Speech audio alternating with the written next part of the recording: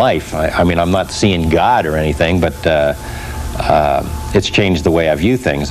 Most controversial in Knapp's UFO report was the story of this young scientist, Robert Lazar. Lazar claims that out in the Las Vegas desert, he worked on operational flying saucers at an area called Site 4. He says it's our country's #1 top secret. I had a casual meeting with Dr. Edward Teller while working at Los Alamos National Laboratory in New Mexico. He referred me, after several years, to a job out in the New Mexico desert, a place known as S4 near Area 51, where many top secret government projects had their home base, essentially. Edward Teller is the director of the program, and I think someone approved by Ed Teller, someone suggested by him, I think that carries enough weight in itself. I had a fascination with small jet engines. I had built and installed a jet engine in a little Honda Civic, a small car. It made the front page in the local Los Alamos paper, The Monitor. Coincidentally, and in fact on the back of that front page, Ed Teller was giving a lecture on SDI, and I believe that was June 1982 at Los Alamos. As I was walking up to the lecture hall, I wanted to hear what Ed Teller had to say. As I was walking up to the lecture hall, I got there relatively early, thinking there would be a fairly large turnout, and as it turned out, there wasn't. I got there about an hour and a half early, and Ed Teller is sitting outside, and he had just bought a paper out of the paper machine, and he was reading the front page, and I thought, well, what an opportunity to introduce myself. I can say, well, I'm the guy you're reading about, I always wanted to meet you, so on and so forth, just to get into some small talk. We talked for a little bit. He seemed interested in some things I had to say, and really just wanted to hear his viewpoints on certain things, and we had a cup of coffee together and a donut down at the cafeteria.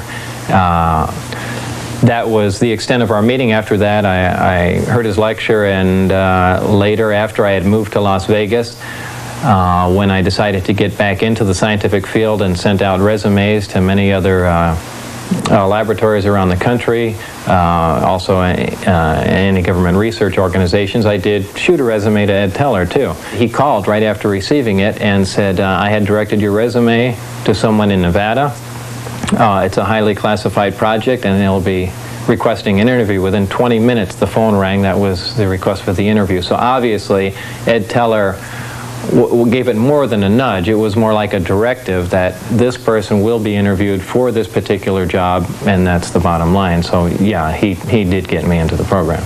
In early 1989, I was already in the program and working at a slow pace, because at the same time I had to go through an extensive security investigation that was like no other I had been through before. I had Q clearance from Los Alamos, and this was something far above it, which I was told was 38 levels above Q clearance. It required an executive order to be signed at that time. At that time, that executive order was signed by Ronald Reagan. I was only in the program for a short time, however. I think that lasted all the way till April 1989, when we finally parted ways, and there's a whole story behind that. Initially, during the interviews, it was never specifically stated, hey Bob, we're going to be working on flying saucers or alien craft recovered from crashes or recovered from wherever. The job title was a senior staff physicist. I was to be working on advanced propulsion techniques. Certainly when I made a few trips out there, began reading briefings, things dealing with the origin of the craft, the race or the type of aliens that piloted the craft, specifics on what these looked like, what their physical structure was from autopsy reports, things of this sort. Seeing the hardware, I realized that this is not a research effort, that this is back engineering, and that we have the device, the craft itself, and we are working backwards to find out how it works. They have the finished product and really want to find out the manufacturing technique, the basic physics in it, and it became very obvious what we're working on. But it was strange that even up till the very end, really no words were said about what was going on. The time I saw the craft, large disc flying saucer, typical flying saucer, even that I basically put out of my mind, thinking, well, this obviously is a creation of the government, some sort of advanced type of flying vehicle, maybe an advanced fighter of the future, and this explains all those crazy flying saucer stories. You know, people just seeing tests of this craft. The real striking part was when I saw the interior of the craft and noticing that the seats and everything were extremely small, obviously made for a small creature or children. Obviously they wouldn't let children in there, but that was before I got heavy into it to see that you know, we're talking about strange languages and things and technology that doesn't even exist and so on and so forth. The information concerning the craft itself, just the hardware, is very compartmentalized. There's a group that deals with specifics on the navigational equipment, the specifics on the metallurgy of the craft, and the specifics on the propulsion and power system of the craft, which is what my group worked on. That in itself created a focal point for our research and looking into what, you know, we were dealing with. So I, in a short amount of time, because that was all we had to look at, really gained quite a bit of information on how things operated. Of course, verifying the employment there is somewhat difficult. Los Alamos denies I've ever worked there, as does Kirkmeyer, even the subcontractor for Los Alamos, which is interesting. We went back and were able to dig up an inner lab directory phone book with my name in it. Certainly I got some of my colleagues from Los Alamos to verify that I worked there, but for the most part Los Alamos has kept everything pretty quiet and even denies that I ever lived in the town, though I'm known by many people in the town and many of the people I worked with, supervisors, so on and so forth. When Lazar went to trial on unrelated charges in 1990, even the judge agreed that Lazar seemed to be a man without a country. We do have a W-2 form of record that shows that he worked for the United States Department of Naval Intelligence. And I also note that he is in fact listed in the Los Alamos National Laboratory telephone directory. It's obvious that it's very difficult to get information on Mr. Lazar from government sources, enormously difficult. A lot more than just UFO sightings have been reported.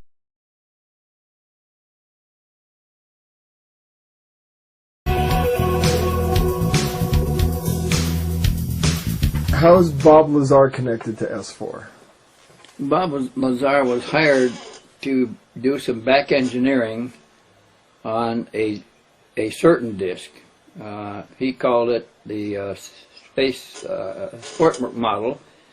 Was when we got a look at the outline of the disk, it was very close to the shape of the version 2 flying disk that Billy Meyer was photographing in Switzerland. Bob Lazar said the seats were smaller. They were for smaller people than him. There was only 3 seats. Billy described 3 seats aboard the craft. The outside shape was very much the same. Led us to speculate on where that craft came from. In 1988 and 89, a nuclear physicist and propulsion systems scientist named Bob Lazar got several months of hands-on experience working on a classified, top-secret engineering project for a covert branch of the U.S. military aerospace program. Lazar's work included examination of extraterrestrial spacecraft recovered relatively intact over the decades by Central Intelligence, Special Air Force and Navy operatives and personnel. After telling friend John Lear about his experiences within a secret lab inside Area 51, Lazar found himself at the end of a gun in the secret Nevada facility, and his job at S4 was terminated shortly thereafter. Fearing the worst, Lazar went public with his claims of working on UFOs for the government, and television investigative journalist George Knapp, now a Peabody Award winner, reported the story to the general public through KLAS-TV in Las Vegas. Did you meet Bob Lazar before Lazar went out to Area 51? Yeah, he was sitting right there. Goof on, Gino was sitting right there. We were talking about UFOs. They took their tape, they did their measurements, and we talked more about UFOs, and Bob told us we were nuts. And that's when I first met. How did the meeting go when George Knapp and his KLS-TV news director, when they came out to your house to meet with you and Bob Lazar? We sat right there. When the other table was there. And Bob strolled out and just asked question after question after question after question. And because George Knapp wanted to do a series, and he needed Bob Stoldow's permission to go ahead. It was at that same meeting, Bob Stoldau said, go ahead and do it. Lazar and S4 became the object of intense scrutiny by UFO research investigators and reporters for the next several years, and his claims and evidence were presented by filmmaker and real estate appraiser Gene Huff in the film Excerpts from the Government Bible, The Bob Lazar Story. Many of the following statements by Lazar are from that film. Lazar says, in May of 1987, some scientists took an antimatter reactor to an underground blast facility on the Nevada test site to perform an experiment. Unfortunately for them, their experiment required them to cut the reactor open, which resulted in their deaths. I was hired, says Lazar, in December 1988 to replace one of these men. I worked in a number of scientific programs, some of which required top-secret and above-top-secret security clearances, of which the most easily verifiable is my 1980s job at the Los Alamos Mason Physics Facility in Los Alamos, New Mexico. While working at Los Alamos National Lab in 1982, the local newspaper did a front-page story on a jet car I had built. Coincidentally, Dr. Teller was giving a speech in Los Alamos that same day. We met and had a short chat about the jet car, and I later listened to his speech. I never met Dr. Teller again, but in 1988, when I decided to re-enter the scientific community,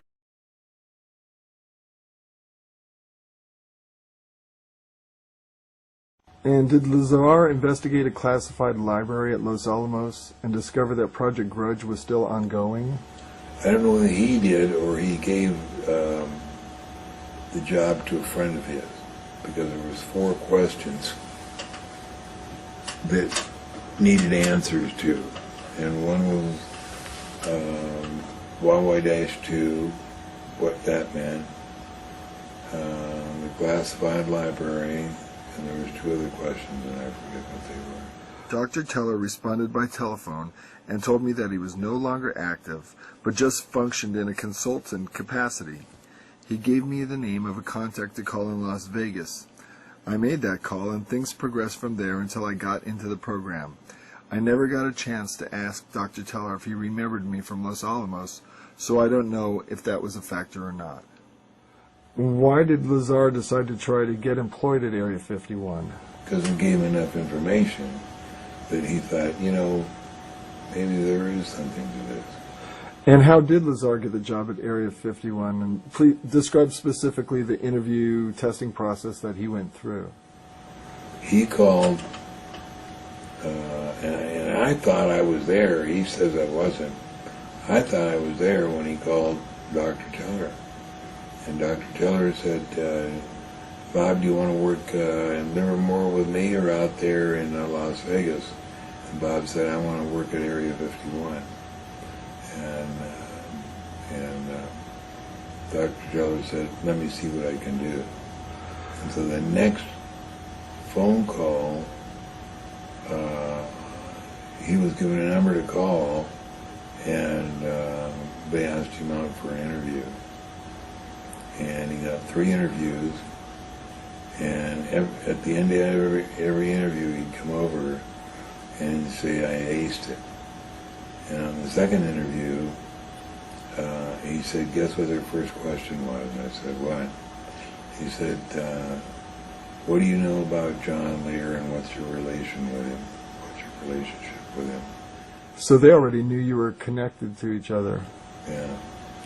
So he said, I believe that John Lear sticks his nose into places where it doesn't belong, but what I didn't tell him was that I also like to stick my nose places where it doesn't belong. Do you still point it in places it doesn't belong, or you has age mellowed you a bit? Age has mellowed me a bit. I mean, tracking down this moon stuff is so much fun because all you have to do is sit at the computer and look at the moon. How do you think Area 51 already knew that Lazar had a friendship with you, and why do you think that was important to them? I don't know. Yeah, why would that be important to them? And if I ask you on camera if you know Bob Lazar, can you just say no? I will sit silently. The first night Lazar got back from S4 in Area 51, what did he talk about to you? That must have been a pretty dramatic night. Yeah. And, did he talk about discs or aliens or? he came, he sat here and he said, I saw a disc today. And I said, what? He said, I saw a disc today. And I said, theirs or ours? And he said, theirs. And I said, what are you doing here then? They're going to follow you here. They'll know you. You're telling me. He said, John, let me tell you something. I've seen you take so much shit over this. I wanted to tell you I was there. I touched it. I saw it. It's real. Wow. Lazar continues. Between December of '88 and April of '89, I worked as a senior staff physicist in what has to be the most secret project in history. My place of work was a facility in an area known as S4 on the Nellis Air Force Range in central Nevada. Area S4 is located approximately 15 miles south of the infamous Area 51 installation at Groom Lake, where the U-2 and SR-71 spy planes were developed. For the duration of my employment at S4, I was paid by the United States Navy. When I went to work, I was flown from McCarran Airport in Las Vegas to Area 51, which is a highly secure government base on the Nevada test site. From Area 51, I was bused to an even more highly secure facility located about 15 miles south of Area 51 called S4. S4 is situated at the base of the Papoose Mountains by the Papoose Dry Lake bed. The airspace over Area 51 and S4 is highly restricted, and any pilot or aircraft that may stray into Sector R-4808 is subject to pursuit by jets scrambled for intercept or subject to outright destruction by surface-to-air missiles. Tell me about the overflights over S4. Is that allowed by any pilot? No. Not even red-blue teams? No, Bob says that there's an automatic ground-air missile that nobody has the power to stop. That if you fly over S4, it goes immediately. The S4 installation is built into the mountain, and the 9 hangar doors are angled at about 60 degrees. These doors are covered with a sand-textured coating to blend in with the sides of the mountain and the desert floor. The hangar was equipped with typical tools and extensive electronic equipment. It also had a machine with an X-ray emblem on it and an overhead crane rated at 20,000 pounds. The equipment in this hangar was marked with a black number 41 with a white circle around it, asserts Lazar. It was outside of this hangar that I saw the sport model tested.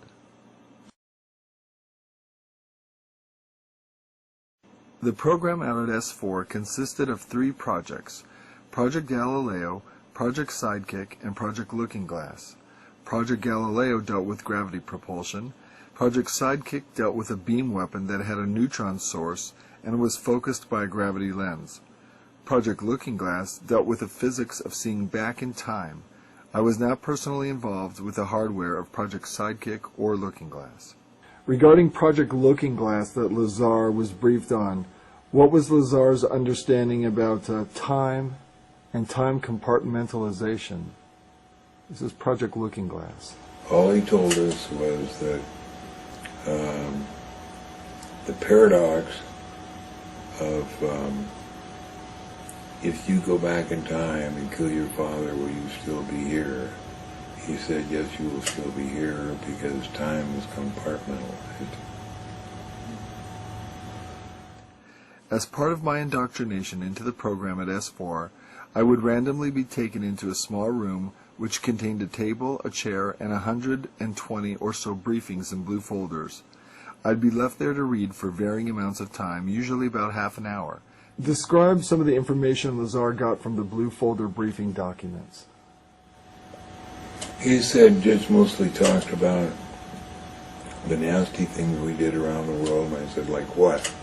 And he said, oh, you know, like starting wars. And These briefings contained a wide spectrum of information, mostly relating to aliens and alien technology. These reports appeared to be an overview of alien information which could be used to brief scientists from any field about the scope of the whole project and not just their specific field of endeavor. The overview of Project Galileo was accurate. I read the overview and later witnessed evidence which proved it to be accurate. He also got to see a holographic book of some kind where it was comparing civilizations, Earth civilization and the Reticulan civilization. And when he looked at the book, he would see Earth history, and when he flipped it over, he would see Reticulan history. yeah, actually what it was is on one side of the book, you had a book like this, and this would be our civilization. You look through it like that, and the pictures were three-dimensional, and that he could move it like that, and he could see inside, back, forward, outside, like that. And then if you turn the book over like this, then the same thing with the reticulans. Interesting that the book you're holding is Alice in Wonderland. I got this because the new secret base up in Nevada uses a lot of Alice in Wonderland terms. So I got the book to read all the terms that they use. I know you probably can't say who, but how did that information arrive to you that they were using Alice in Wonderland terms for the new base? Because either Bob or one of the people that worked up there said that when you went in the door of S4, there was a rabbit with a stopwatch up there. Somebody put a rabbit with a stopwatch up there. There's a new base being created in Nevada that's moving away. Are you saying there's one that's going to move the strategic operations that go on at Groom Lake and S4 away from that location to another facility? Yeah, there's some that are at both those facilities that are different. And where in Nevada are they located? They're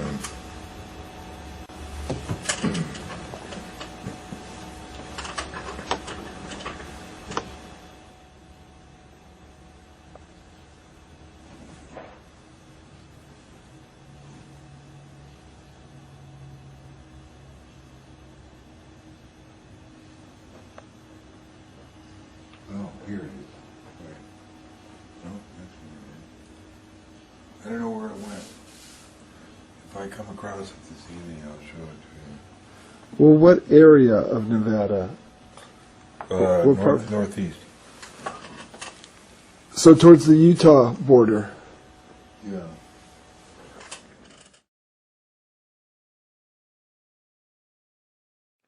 My job in this program was to be part of a back engineering team.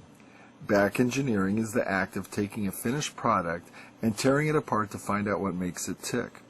The goal in this program was to see if the technology of the disk could be duplicated with Earth material. I had at least partial view of 9 different disks out at Area S4.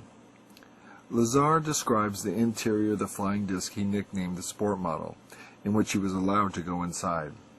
I not only saw 2 of the 3 interior levels, but I also saw it fully functional in flight. And no, unfortunately, I didn't get to go for a ride in it. This particular disc appeared to be in excellent condition, and because of its sleek appearance, I nicknamed it the Sport Model. The Sport Model is about 16 feet tall and 40 feet in diameter. The exterior skin of the disc is metal, which is the color of unpolished stainless steel. The Sport Model sits on its belly when not energized. The hatch is located on the upper half of the disc, with just the bottom portion of the door wrapping around the center lip of the disc. The interior of the disc is divided into 3 levels. The lower level is where the 3 gravity amplifiers and amplifier guides are located. The gravity amplifiers of the disc can be focused independently, and they are pulsed. Well, describe the time Lazar had been inside the flying saucer for work, for the propulsion systems for element 115 for 2.5 hours, and when he came out, hardly any time had elapsed, and so Lazar had concluded the saucer was time shifted. Well, that's weird. I hadn't heard that time. I haven't heard that story in years. I've forgotten that story, but I remember it now. I remember he did say that. 2.5 hours. Wow. God, it's been a long time since I heard that story. Is that accurate? Is that what he told you? Yeah. So what does that mean to you now that you're remembering that? I don't know. I just remember that before he went in, he had to take off all his watches, rings, everything, bracelets. The space-time distortion around the disk achieves maximum distortion and is folded up into this heart-shaped form. The disk can't be seen from any vantage point, and for all practical purposes is invisible. All you can see would be the sky surrounding it. I was never given access to the upper level of the disk, so I can't enlighten you as to what the porthole-like areas are, other than I can assure you they're not portholes. The center level of the disk also houses the control consoles and seats, both of which were too small and too low to the floor to be functional for adult human beings. The walls of the center level are divided into archways. At one point in time, when the disk was energized, one of the archways became transparent, and you could see the area outside of it as if the archway was a window. After the panel had been transparent for a while, a form of writing which was unlike any alphabetic, scientific, or mathematical symbols I have ever seen began to appear on the transparent archway, and I was never informed as to how all of this was achieved, not that any of that would have required alien technology. The reactor, explains Lazar, is located directly above the 3 gravity amplifiers on the center level and is, in fact, centered between them. The element 115 is machined into triangles and is then inserted into the reactor. This piece of element 115 is the source of the gravity A wave as well as the target, which is bombarded with protons to release the antimatter.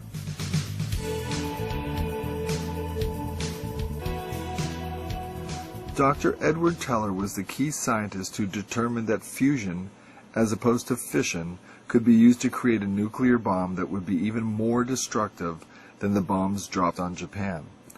Teller is known in the scientific community as the father of the hydrogen bomb. Teller's hydrogen bomb fusion process releases vastly more energy than fission, and results in a much larger explosion from the identical amount of nuclear material as that within the bombs dropped on Japan. We never dropped the hydrogen bomb, and, quips Lazar, Dr. Teller's been in a bad mood ever since. Is there any other nuclear reaction besides fission and fusion that you know of? No. Is there anything such? Look, please, you try to explore the things about which I already will have to tell you. It is not interesting, it's a waste of time. Plutonium or Look, uranium? it is, in my opinion, not interesting. I don't intend to answer it. If you ask me that question on camera, I will shut up. I will sit silent. You're not going to get an answer out of me on that. Okay. Teller refused to even acknowledge antimatter on camera, and in excerpts from the government Bible, Bob Lazar clearly explains the enormous destructive power of antimatter. The older atomic bombs, like those dropped on Japan, would create an area of total devastation only several miles long caused, says Lazar, by a fission reaction in which less than 1% of the nuclear material is converted to energy. But if a hydrogen bomb containing the same amount of nuclear fuel as the Nagasaki bomb were to explode, the area of total devastation would be approximately 20 miles. Now, if a bomb was made with the same amount of nuclear material as the Nagasaki bomb, and that material was antimatter, when that bomb exploded in Baghdad, says Lazar as an example, the area of devastation would include parts of Africa, Europe, and Asia, with the exact area of total devastation being very difficult to calculate. Besides the devastated areas, an antimatter explosion would wreak nightmarish consequences upon the Earth's atmosphere and ozone layer, as well as producing poisoning effects of tremendous nuclear clouds circling the Earth. This, says Lazar, demonstrates the enormous amount of power released when you totally convert matter to energy, which is what happens when antimatter and matter are combined. The potentially devastating consequences of an antimatter experiment gone awry now becomes painfully obvious. These are the real dangers of letting secret military scientists experiment with flying discs gathered in secret from UFO crash retrievals, without necessary and vital congressional and civilian oversight. Do not forget that Lazar was brought to S4 to replace scientists who died due to an antimatter reactor experiment gone horribly wrong.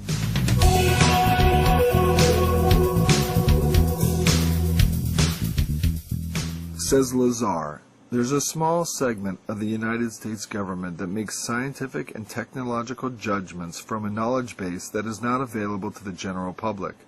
If the following information is true, the United States government also makes judgments on a historical, philosophical, and even theological level from a knowledge base that is not available to the general public. This technology was brought here by some alien beings from the Zeta Reticuli 1 and 2 star system. These stars are located in the constellation Reticulum, which can only be seen from the southern hemisphere. Zeta Reticuli is a binary star system, which means that it is 2 stars and is located approximately 30 light years from Earth. These beings are from Reticulum 4, which is the 4th planet out from Zeta Reticuli 2. The beings are 3 to 4 feet tall and weigh 25 to 50 pounds. They have grayish skin and large heads. Not only did Lazar see discs there, he also saw aliens. What did these alien beings look like? He saw several different types, or one type, or? We saw the single type, the little gray, 3 times. Once through the door, once when he was taking the drugs, the pine-smelling fluid, and once when he went to the MGM for the lie detector test. When he opened the door for this room where they were going to take the test, there was a desk and a chair and a setting that reminded him of the incident at S4 when he saw the alien, and he nearly fainted. Gene Huff was there and said that he nearly fainted. These beings said that man was the product of externally corrected evolution. They said that man as a species had been genetically altered 65 times. They referred to humans as containers, yet I don't know what we are containers of. As I'm sure you know now, it was impossible for me to corroborate the information. Was Lazar purposely brought to S4, do you think, to leak information? That's always been a possibility. It's always been a possibility to leak information to John there, as false information, to lead them in a different direction. And I've never denied that. That could be true. John, that March 22nd tape with Lazar, why is that important in the history of ufology? Because that's the first time that Bob took us out there, knowing ahead, a day in advance of exactly the hour and the minute when that flying saucer would fly. And we saw it at that time. And how many minutes did you get on camera? Nothing on camera. The camera was on the bumper wheel. I forgot to take a picture. Because you were so caught up in the event at that time. Did you ever get any photos of UFOs that you took yourself? Have you ever taken? No, but Bob or George Knapp did the next Wednesday night of it going around. Now, have you ever had an experience with Wackenhut security? I know you and Bob and Jean and some of your wives went out one time. It's a famous story where you went out to film and were... Yeah, and other than the thing out in the desert, no experience. What was your feeling when you guys were being held by the sheriffs there at that time? Were you feeling in jeopardy at all, or fairly cool-headed. You've been through combat and a lot of different things. How does that rank as far as stress levels?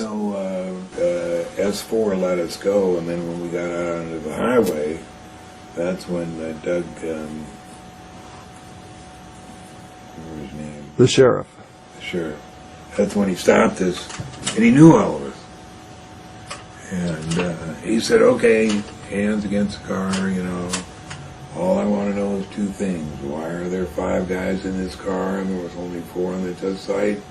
And where's the 9mm?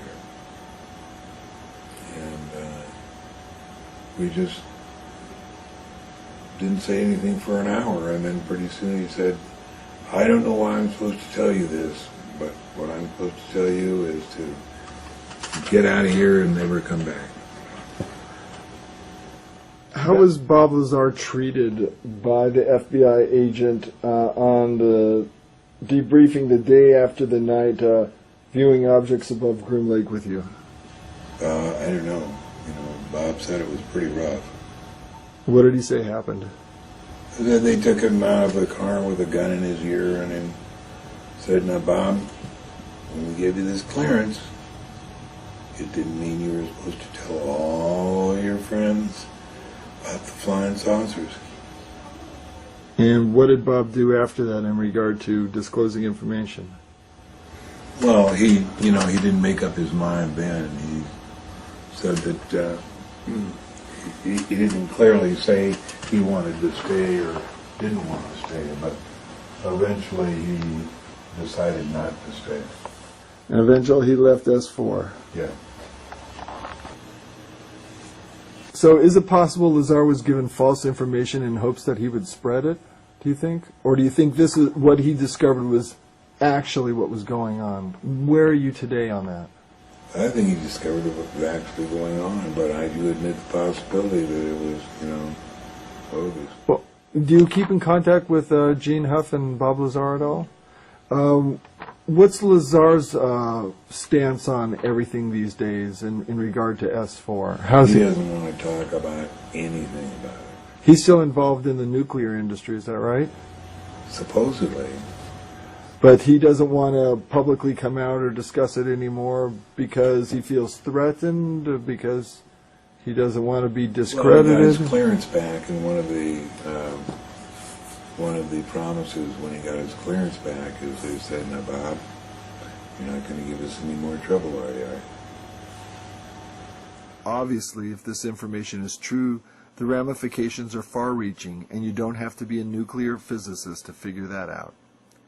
Lazar summed up his feelings when stating, "The hardware and technology that I was exposed to should be placed in the proper hands of the scientific community, and it is the right of every person on Earth to know that there is physical evidence which proves that there is life elsewhere, and that at least one form of that life has been here."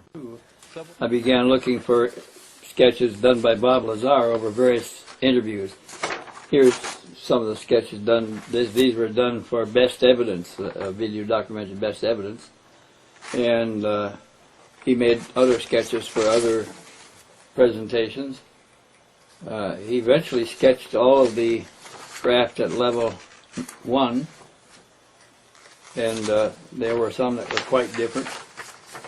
These are images that it came from various interviews with Bob Lazar. This is an interview for a document drawn by Bob Lazar also. I don't know where he got the image of the alien. I don't know that he had any contact with aliens. So there's the last sketch by Bob Lazar. Do you think it was possible that Orion was a CIA disinformation agent who was posing as a S4 sentry to discredit Lazar's testimony or confuse Lazar's testimony? He didn't seem to know anything about Lazar's testimony. I've personally heard of Bob Lazar, but I personally just heard of him in the last 2 months I was there. We were never told anything about him.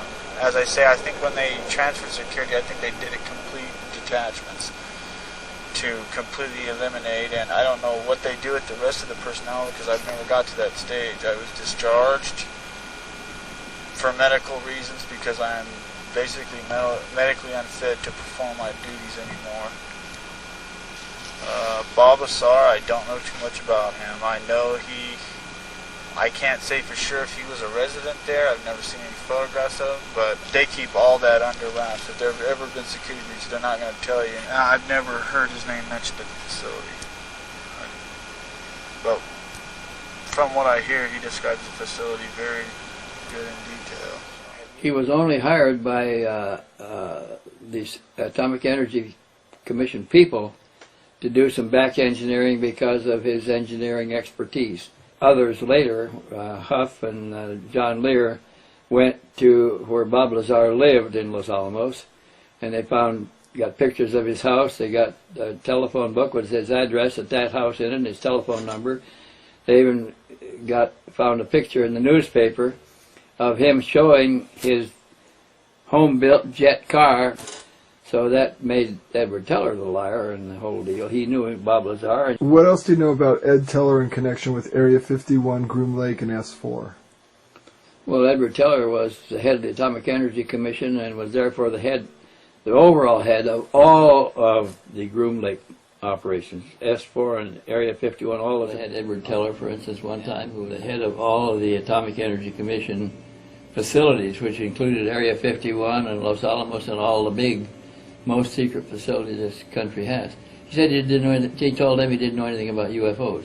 At the same time, we know that a few years before that, in 1968, he held a conference in his center facilities there at Los Alamos for 18 people, a progress review conference, to find out why we hadn't solved the technical problems on an operational UFO that we had recovered. And one of the alien occupants of that UFO was sitting across the table from my friend Bill Ufos, an engineer, a simulator engineer there, who was working with the alien on trying to bridge the technology between their technology and ours. And from 54 to 68, they hadn't succeeded in making any real significant progress. And this is what the meeting was all about. Why aren't we able to do this? And the alien indicated that their technology requires a certain amount of mental input that we have never learned to impart.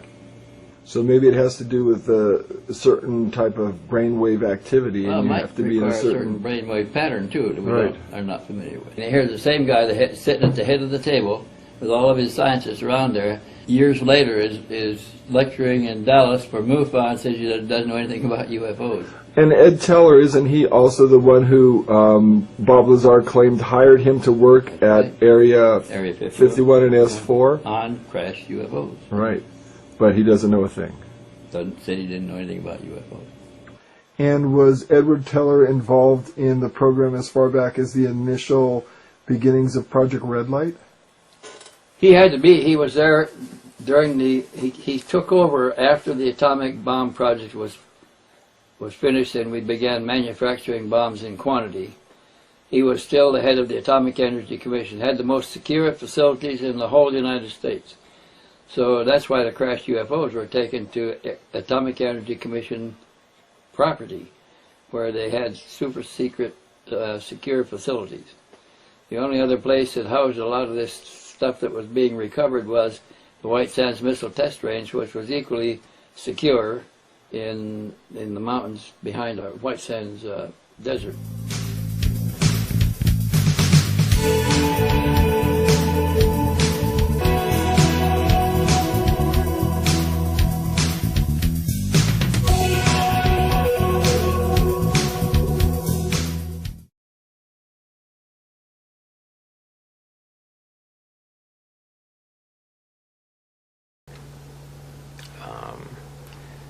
Alien intervention